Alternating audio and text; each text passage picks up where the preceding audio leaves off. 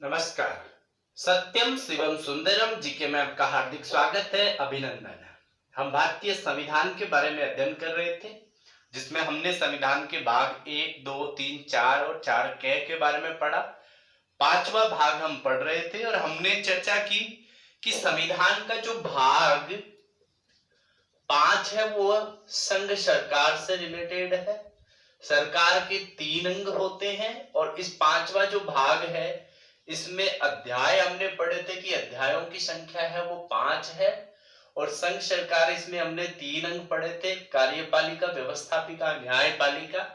5 अध्याय में हमने इसका अध्याय 1, 2, 3, 4 और 5 हमने पढ़े थे, जिसमें जो पहला अध्याय है संघ सरकार का, इसमें हमने पढ़ा था आर्टिकल 52 से 151 तक जो टोटल अध्याय है, इसमें हमने 52 से लेकर के और 78, उसके बाद में आर्टिकल जो है ये 78 से लेकर के, ठीक है, और उसके बाद में हमने 120, उसके बाद 122, उसके बाद में अध्याय आर्टिकल जो है आपका 3, उसमें आर्टिकल 1 to 3, अध्याय जो 4 है चैप्टर नंबर 4 वो आपका आर्टिकल 1 to 4 124 से शुरू होता है और 147 तक, उसके बाद में 148 से लेकर के आर्टिकल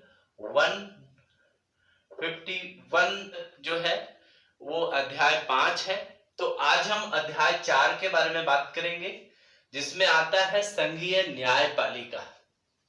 संघीय न्यायपालिका।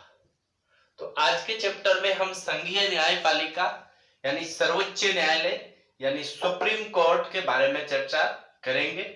सुप्रीम कोर्ट के न्यायाधीश, उनके पद, वेतन, उन सब के बारे में हम चर्चा करेंगे।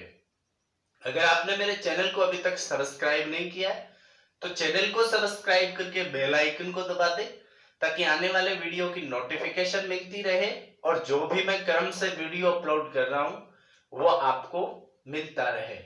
ध्यान देने की बात यह है कि हमारा ये जो चैप्टर है जिसमें हम संघीय न्यायपालिका के बारे में चर्चा कर रहे हैं, इसमें हमने चर्चा की कि 124 से लेकर के 147 तक के आर्टिकल्स आते हैं।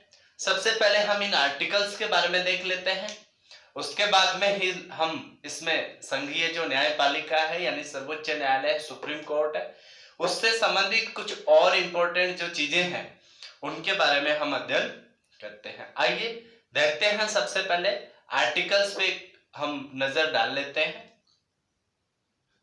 तो हम चर्चा करते हैं आर्टिकल्स के बारे में। जैसे कि आपको पता है सर्वोच्च न्यायालय यानी उच्चतम न्यायालय, सुप्रीम कोर्ट, उसकी स्थापना और गठन जो है वो आर्टिकल 124 में है, 124 में।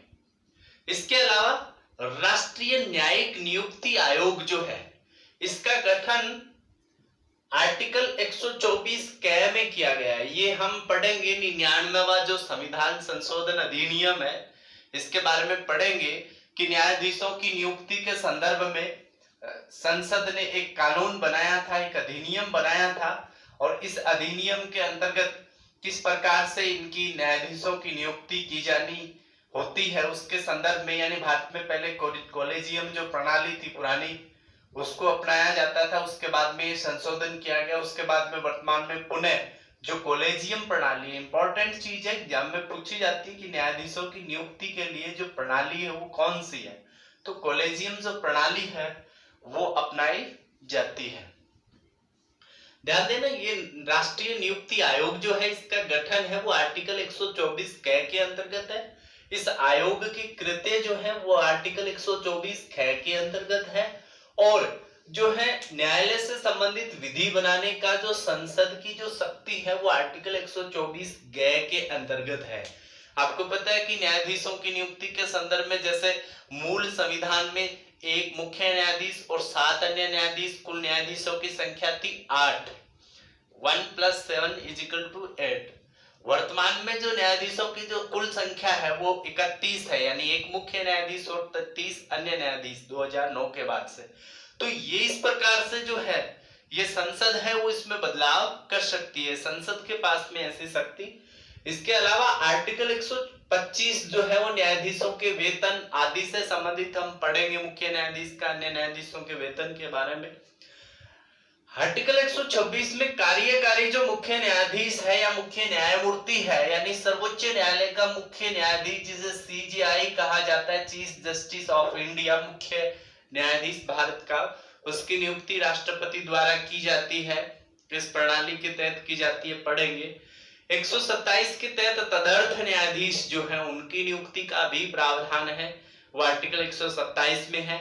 आर्टिकल 128 में उच्चतम न्यायालय की बैठकों में अगर गणपूर्ति नहीं होती है तो ऐसी कंडीशन में, या जैसे मान लीजिए न्यायाधीशों की संख्या कम पड़ रही है और न्यायाधीशों की नियुक्ति है वो किसी कारणवश नहीं की है, तो ऐसे में जो सेवानिवृत्त न्यायाधीश है उनकी नियुक्ति भी की जा सकती है, वापस उनको काम पे बुलाया जा सकता है, यानी वो आर्टिकल 128 में है। आर्टिकल 129 है वो उच्चतम न्यायालय का अभिलेख न्यायालय होना, यानी ये भी बहुत बार एग्जाम में पूछा गया है कि उच्चतम न्यायालय अभिलेख न्यायालय है, कौन से आर्टिकल में है, तो 129 में है। यानी जो सर्वोच्च न्यायालय है वो अपने पास में, यानी अधीनस्थ जो न्यायालय है, यानी जो उच्च न्यायालय है या अन्य न्यायालय, तो उनके द्वारा कोई किसी मामले पर जो डिसीजन लिया होता है उस डिसीजन को सुप्रीम कोर्ट अपने पास रख सकता है और वो ये देख सकता है कि इसने ये कानून के दायरे में रह करके किया है कि नहीं किया है, और वो उसको सजा भी देने का जो प्रावधान है वो उच्चतम न्यायालय के पास में ही है। इसके अलावा उच्चतम न्यायालय का स्थान आपको पता होना चाहिए कि उच्चतम न्यायालय का जो स्थान है 28 जनवरी 1950 को ये दिल्ली में ही संसद भवन में ही इसका गठन जो है वो किया गया था, बाद में इसको अलग किया गया। इसका जो स्थान है वो नई दिल्ली निश्चित किया गया था, परंतु अगर भारत का मुख्य न्यायाधीश अगर चाहे तो वो अन्य जगह भी सुनवाई कर सकता है। अब तक 1950 में हैदराबाद में और 1954 में श्रीनगर में ऐसी सुनवाई है वो की जा चुकी है। इसके अलावा आर्टिकल 131 जो है वो उच्चतम न्यायालय की जो आरंभिक अधिकारिता है कि कौन कौन से मामलों के संदर्भ में सुनवाई कर सकता है। आर्टिकल 31 क जो है वो निरसित है, निरसित का मतलब होता है इसे हटा दिया गया है। आर्टिकल 132 है वो कुछ मामलों में उच्चतम न्यायालय जो है, यानी उच्च न्यायालय से अपीलों में उच्च न्यायालय की जो अपीलीय अधिकारिता है वो है, क्योंकि ऐसा नहीं है कि हम डायरेक्ट जाके, कुछ मामले ऐसे होते हैं जिनकी सुनवाई का अधिकार उच्च न्यायालय को नहीं होता, उच्चतम न्यायालय को ही होता है। उच्च न्यायालयों से सिविल विषयों से यदि संबंधित अपीलों में भी उच्चतम न्यायालय की अधिकारिता है वो आर्टिकल 133 में है। इसी प्रकार से कुछ दांडिक विषय, दंड देने के संदर्भ में कुछ अपीलीय अधिकार है वो किसके पास में, सुप्रीम कोर्ट के पास। आर्टिकल 134 134 के तहत 134 क और जोड़ा गया है। इसके अंतर्गत उच्चतम न्यायालय में अपील के लिए ऐसे नहीं है कि हम डायरेक्ट जाकर के और अपने फाइल तैयार की डायरेक्ट जाके सुप्रीम कोर्ट में अपील कर देते, नहीं, उसके लिए हमें जो हमारा विषय है कि किस विषय से रिलेटेड या कौन सा केस से रिलेटेड हम सुप्रीम कोर्ट में वो केस दायर कर रहे हैं, तो सुप्रीम कोर्ट में वो केस दायर करने से पूर्व क्या करना पड़ता है, प्रमाण पत्र की आवश्यकता होती है। इसके अलावा आर्टिकल 135 जो है 135 जो है वो विद्यमान विधि के अधीन फेडरल न्यायालय की अधिकारिता और शक्तियों का उच्चतम न्यायालय ही वो क्या करेगा, उच्चतम न्यायालय ही वो क्या है, प्रवक्तव्य होना। ये आर्टिकल किसमें 135 में है। उसके बाद में आर्टिकल 136 के बारे में पढ़ते हैं। आर्टिकल 136 जो है वो ये कहता है कि अपील के लिए अगर हम न्यायालय में अपील करते हैं, उच्चतम न्यायालय, सुप्रीम कोर्ट, उच्च न्यायालय में, तो उसके लिए उच्चतम न्यायालय की क्या करनी पड़ेगी, विशेष इजाजत लेनी पड़ेगी, उसके बाद अपील कर सकेंगे 136 के अनुसार। आर्टिकल 137 है वो ये कहता है कि निर्णयों या आदेशों का उच्चतम न्यायालय क्या कर सकता है, पुनरावलोकन भी कर सकता है। न्यायिक समीक्षा की जब हम बात करते हैं, जुडिशियरी रिव्यू, वो इसके अंतर्गत आता है। आर्टिकल 138 है 138 वो ये कहता है कि उच्चतम न्यायालय की जो अधिकारिता है उसमें क्या की जा सकती है, वृद्धि भी की जा सकती है। आर्टिकल 139 139 जो है, हमने आर्टिकल 34 में हमने पढ़ा था जब मूल अधिकारों के बारे में चर्चा कर रहे थे कि उच्चतम न्यायालय रिट जारी कर सकता है। तो कुछ रिट निकालने की जो शक्तियां हैं वो उच्चतम न्यायालय को प्रदत्त किया जाना, कुछ रिट है वो केवल उच्चतम न्यायालय है वो ही जारी कर सकता है, सुप्रीम कोर्ट सर्वोच्च न्यायालय ही जारी कर सकता है। 139 है वो कुछ मामलों का अंतरण भी किया जा सकता है, कुछ मामले ऐसे हैं जिनका सर्वोच्च न्यायालय क्या कर सकता है, अंतरण कर सकता है, ट्रांसफर कर सकता है उनको सुनवाई के लिए दूसरे न्यायालय को। आर्टिकल 140 140 ये कहता है कि उच्चतम न्यायालय की अनुषांगिक शक्तियां, हम पढ़ेंगे अनुषांगिक शक्तियां जब न्यायपालिका की शक्तियां पढ़ेंगे सर्वोच्च न्यायालय की, तब इसमें विस्तार से चर्चा करेंगे। आर्टिकल 141 141 है कि उच्चतम न्यायालय के द्वारा जो घोषित विधि है, उच्चतम न्यायालय ने जिस विधि को, जिस कानून को घोषित किया है कि भाई आपको सुनवाई इस प्रकार से इस कानून के इसके हिसाब से करनी है, तो वो सभी न्यायालय हैं वो इस चीज को मानेंगे, सभी न्यायालयों पे वो आबद्ध कर होगी।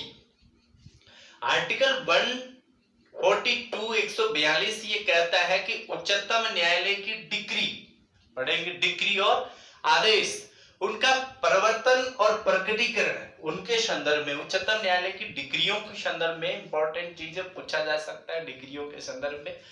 आर्टिकल 143 हमने पहले भी पढ़ा है कि उच्चतम न्यायालय है उससे राष्ट्रपति है वो परामर्श ले सकता है, परंतु उच्चतम न्यायालय बाध्य नहीं है राष्ट्रपति को परामर्श देने के लिए। जैसे कि मान लीजिए ये अयोध्या वाला जो मामला था, अयोध्या वाले मामले में राष्ट्रपति ने सुप्रीम कोर्ट से कुछ जो है इसके संदर्भ में परामर्श मांगा, तो सर्वोच्च न्यायालय ने परामर्श देने से मना कर दिया था। ऐसे कुछ है, बहुत से ऐसे मामले हैं जिनमें इन्होंने परामर्श दिया भी है।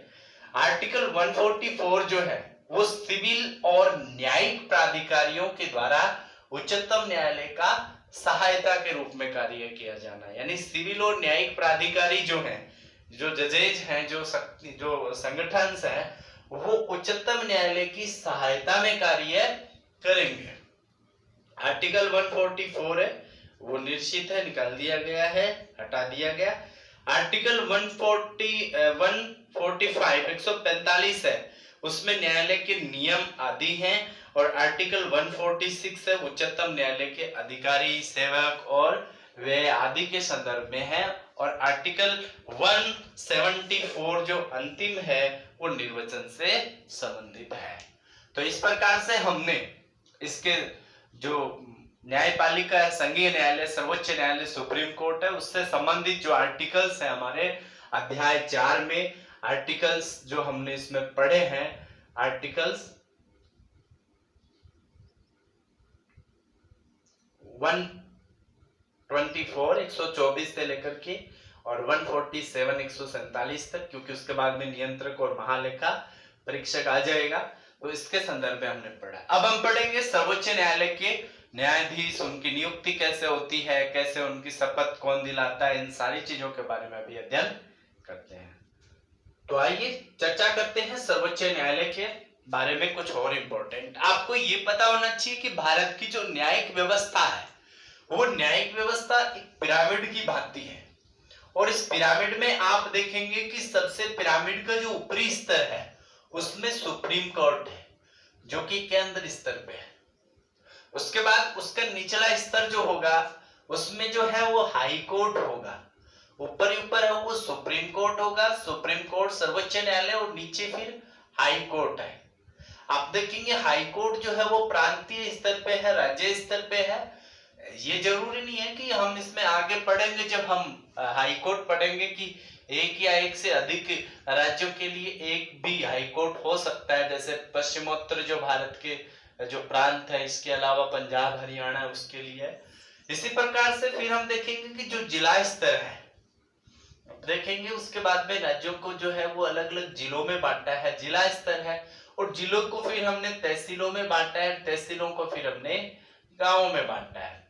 तो इस प्रकार से हमारी जो विकेंद्रीकृत जो व्यवस्था है उसी के तहत ही, जैसे जिला है तो जिला में भी क्या होता है, जिला और जो सत्र न्यायालय होता है और एक एक सिविल कोर्ट होता है। सिविल न्यायालय। ठीक है, तो इस प्रकार से जिला और सत्र न्यायालय और सिविल न्यायालय, ये जो दोनों प्रकार के न्यायालय हैं वो प्रत्येक जिले में क्या होता है, एक होता है। और हाई कोर्ट वो प्रत्येक जिले में एक होता है, लेकिन यहाँ थोड़ा सा मैंने आपको बताया कि 2 राज्यों के लिए एक भी हो सकता है। ठीक है, इसके अलावा राज्य चाहे तो अपने हाई कोर्ट की ब्रांच भी बना सकता है, यानी उसका जो है, जैसे राजस्थान है तो राजस्थान में राजस्थान हाई कोर्ट का जो मुख्यालय है वो जोधपुर है, उसकी जो खंडपीठ है जिसको हम ब्रांच के नाम दे रहे हैं खंडपीठ, वो भी स्थापित कर सकता है। इसके अलावा हम देखते हैं कि तहसील के अंदर भी जो न्यायालय है वो होते हैं, और भारत में सभी गांवों में नहीं बल्कि कुछ जो स्टेट ऐसे हैं जिनके गांवों में जो ग्राम न्यायालय है उनकी स्थापना है वो भी की गई है। कुछ जो मामले हैं जिनका ग्राम स्तर पे ही क्या किया जाता है, इनका जो मामले हैं विवाद है उनका निपटारा है वो किया जाता है।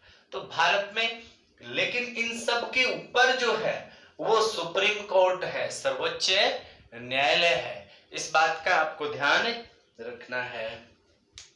इसके अलावा एक और इम्पोर्टेंट बात है कि भारत में सर्वप्रथम ब्रिटिश शासन के दौरान ही कोलकाता में सर्वोच्च न्यायालय की स्थापना है वो की गई थी। पूछा जाता है कहाँ की गई थी, तो कोलकाता में। और एलिजा एम्प्रे जो है, ध्यान रखना, एलिजा एम्प्रे को भारत का प्रथम जो मुख्य न्यायाधीश है वो नियुक्त किया गया था। आप ये देखेंगे, इससे पहले इसको पॉइंट टू पॉइंट में हम बांट लेते हैं। सुप्रीम कोर्ट यानी उच्चतम न्यायालय, सर्वोच्च न्यायालय, ठीक है। तो ये जो है इसके संदर्भ में हम सबसे पहले हम बात करते हैं इसका गठन के बारे में, सर्वोच्च न्यायालय का गठन। ठीक है, तो सर्वोच्च न्यायालय का गठन हमने आर्टिकल 124 में हमने पढ़ा है कि सर्वोच्च न्यायालय है उसका गठन है वो किया जाएगा। ठीक है, अब सर्वोच्च न्यायालय के गठन के संदर्भ में हम बात करें तो इसमें सर्वोच्च न्यायालय के गठन के संदर्भ में बात करें तो हमने चर्चा की कि प्रारंभ में 28 जनवरी 1950 को दिल्ली में ही संसद भवन में ही इसकी जो स्थापना की गई थी। बाद में इसका जो स्थान अलग जो है इसका वो बना दिया गया था।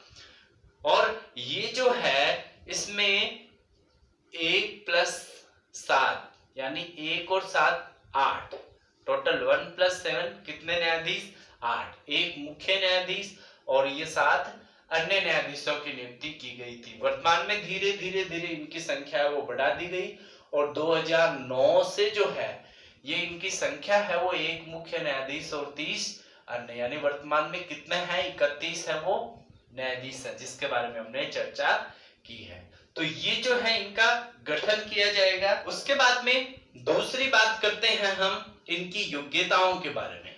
योग्यता, न्यायाधीशों की जो योग्यता है, न्यायाधीशों की योग्यता, ध्यान रखना, इंपॉर्टेंट चीजें हम शॉर्ट में थोड़ा पढ़ लेते हैं इनको। न्यायाधीशों की योग्यता के संदर्भ में हम बात करें, सबसे पहले हम गठन के बारे में बात की है, दूसरी न्यायाधीशों की योग्यता। ध्यान देने की बात यह है कि न्यायाधीशों की जो योग्यता है उसमें पहले क्यों भारत का नागरिक हो, इसके अलावा उसकी उम्र जो है उसके संदर्भ में कोई वो विशेष वो नहीं है कि भाई कितनी हो, उसकी अधिकतम उम्र जो है वो 65 वर्ष, ठीक है, 65 वर्ष या 5 वर्ष जो भी है, तो इसमें 65 वर्ष की आयु के लिए उसका जो गठन है वो किया जाता है। इसके अलावा तीसरी बात है कि उसने किसी उच्च न्यायालय में, ठीक है, या तो 5 वर्ष तक उसने जज का काम किया हो यानी न्यायाधीश रहा हो, या उसने किसी उच्च न्यायालय या उच्चतम न्यायालय में उसने 10 वर्ष तक क्या किया हो, वकील के रूप में काम किया हो, और इसके अलावा राष्ट्रपति की नजर में कानून का जानकार हो, क्योंकि इनकी नियुक्ति है उसके संदर्भ में आगे हम चर्चा करेंगे अभी। तो ये जो है ये न्यायाधीशों की योग्यता है कि किस व्यक्ति को बनाया जा सकता है न्यायाधीश सुप्रीम कोर्ट का, तो भारत के नागरिक को ही बनाया जा सकता है। आयु उसकी 65 वर्ष से कम होनी चाहिए, वो 5 वर्ष तक किसी राज्य के किसी भी उच्च न्यायालय में न्यायाधीश रह चुका हो, या 10 वर्ष तक वह उच्च न्यायालय या उच्चतम न्यायालय में से 10 वर्ष तक वह लगातार या 10 वर्ष उसने वकील के रूप में काम किया हो। ठीक है। और हमने अगली बात की कि राष्ट्रपति की नजर में क्या हो, वो कानून का, विधि का जानकार हो। उसके बाद में न्यायाधीशों की नियुक्ति है वो की जाएगी, लेकिन उससे पहले हम बात करते हैं मुख्य न्यायमूर्ति के बारे में। मुख्य न्यायाधीश की नियुक्ति हमने पहले भी चर्चा की थी इसके संदर्भ में। मुख्य न्यायाधीश की नियुक्ति, तो ध्यान रखने की बात है कि सर्वोच्च न्यायालय का मुख्य न्यायाधीश कौन बनेगा। तो सर्वोच्च न्यायालय का जो मुख्य न्यायाधीश जो बनेगा, यानी ये योग्यताएं जो उसमें होगी, सर्वोच्च न्यायालय का जो न्यायाधीश बनने की योग्यता जिसमें होगी, और राष्ट्रपति जो है वो राष्ट्रपति सर्वोच्च न्यायालय के मुख्य न्यायाधीश, जिसको CJI, chief justice of India कहा जाता है, उसकी नियुक्ति है वो किसके द्वारा की जाएगी, राष्ट्रपति के द्वारा की जाएगी। ये सारी योग्यताएं उसमें होंगी, और इन योग्यताओं के अलावा राष्ट्रपति ये ध्यान रखेगा कि जो व्यक्ति सबसे वरिष्ठ है और राष्ट्रपति की नजर में कानून का जानकार है, और इसके अलावा कुछ जो समिति है, एक समिति का गठन जिसमें वो उसके ऊपर सहमति देंगे राष्ट्रपति को कि भाई ये जो है ये मुख्य न्यायाधीश बनने के योग्य है, तो उस व्यक्ति को क्या करेगा भारत का राष्ट्रपति, भारत के सर्वोच्च न्यायालय का मुख्य न्यायाधीश नियुक्त कर देगा। उसके बाद में कार्यकारी मुख्य न्यायाधीश की नियुक्ति। आप ये देखेंगे कि जब सर्वोच्च न्यायालय के मुख्य न्यायाधीश का पद रिक्त है या किसी कारणवश वह अपना काम नहीं कर पा रहा है, तो ऐसी कंडीशन में राष्ट्रपति कार्यकारी मुख्य न्यायाधीश जो है वो भी नियुक्त कर सकता है।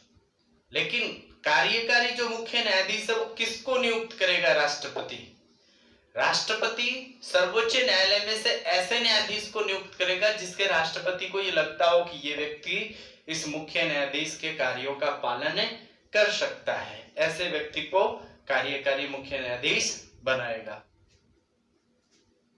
उसके बाद में हम पढ़ते हैं तदर्थ न्यायाधीशों की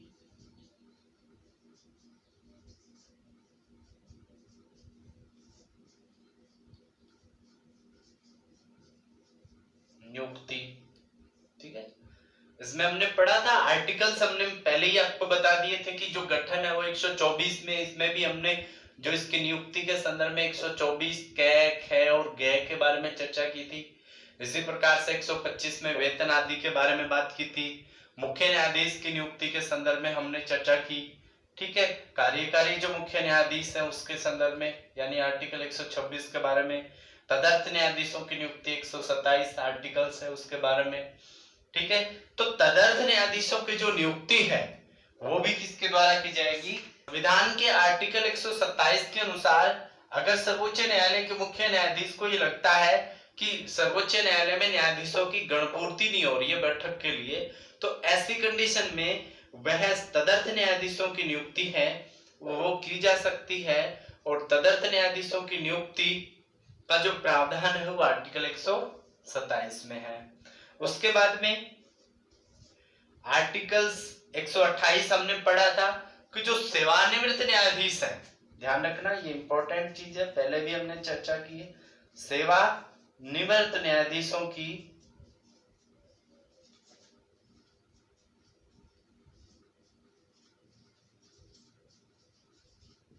नियुक्ति।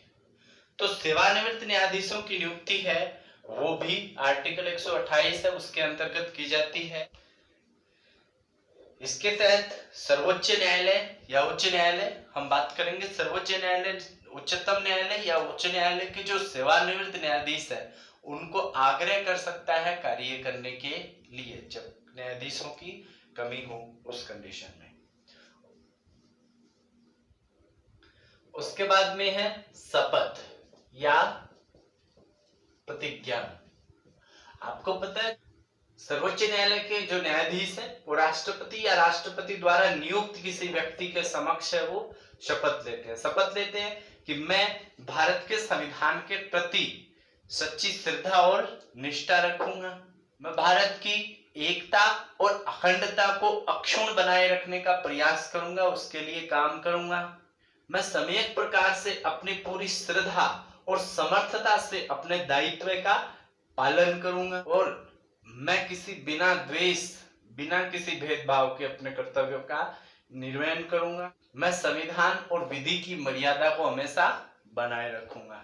इस चीज की शपथ है वो राष्ट्रपति या राष्ट्रपति के द्वारा किसी नियुक्त व्यक्ति के समक्ष वो लेते हैं। और अगर इन शपथ जो ली है इन चीजों का पालन नहीं करते हैं तो ऐसी कंडीशन में उनको हटा भी सकते हैं।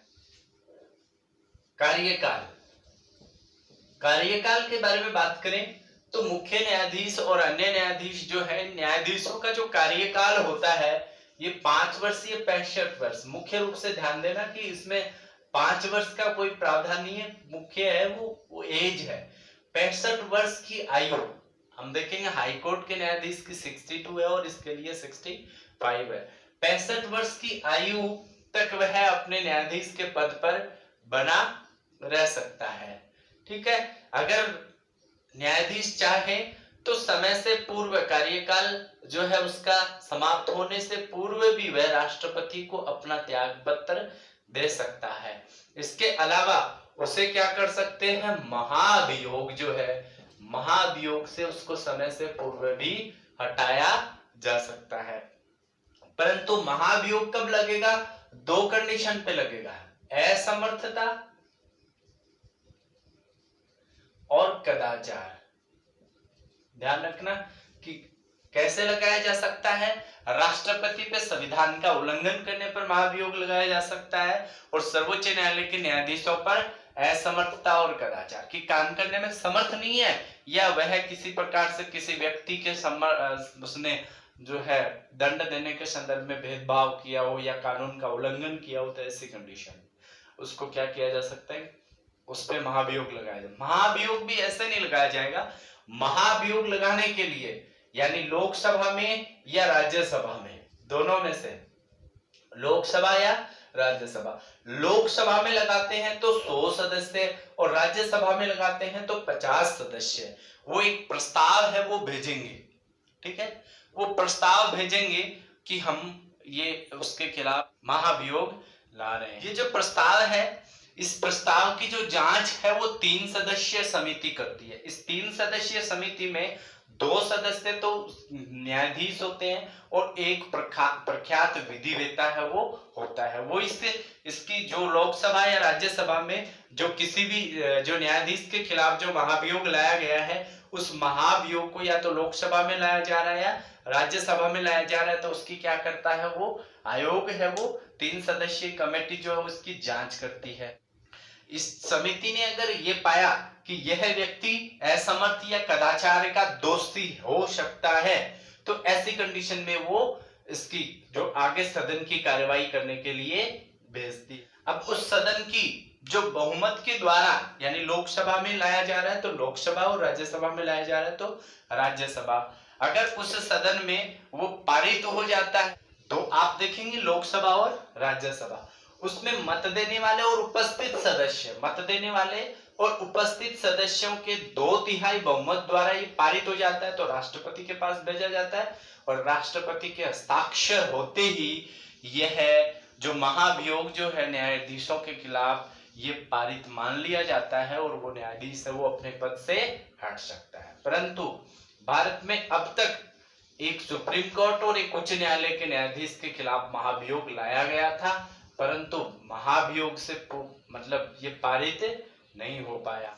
1992-93 में जो वी रामास्वामी जो न्यायाधीश थे उनके खिलाफ ये लाया गया था। इसके अलावा फरवरी 2009 में जो कोलकाता हाई कोर्ट के जो न्यायाधीश थे सौमित्र सेन, उनके खिलाफ महाभियोग लाया गया था परंतु ये भी पारित नहीं हुआ।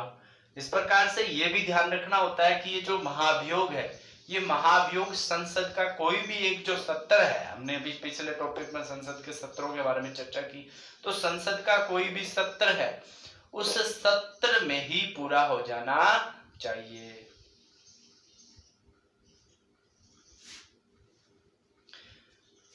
उसके बाद में हम बात करते हैं इनके वेतन और भत्तों के संदर्भ में। ध्यान रखना कि इनका वेतन और भत्ता है वो भारत की संचित निधि से मिलता है।